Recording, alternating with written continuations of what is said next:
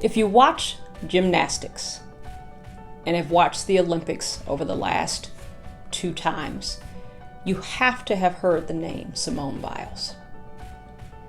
She is one of the most decorated athletes in Olympic history. Definitely one of the most decorated gymnasts there has ever been. And this year's Olympics took a slightly different twist.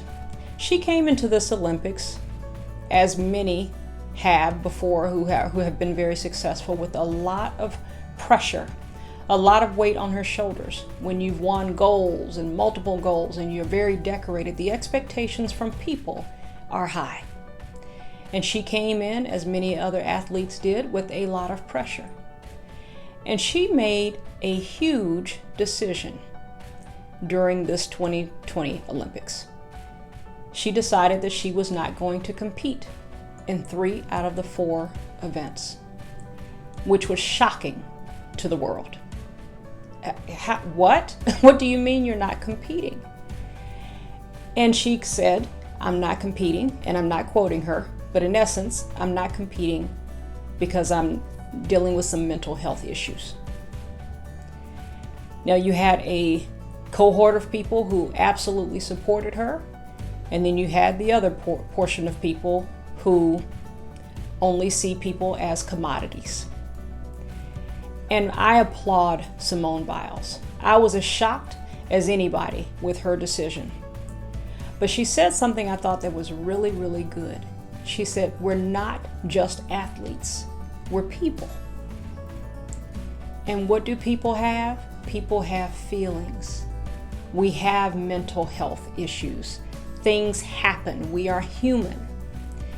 And I so applaud her for saying that, because with all of the weight that was on her shoulders, with all of the endorsements and contracts and everything that could have possibly been at stake, she made the choice to take care of herself.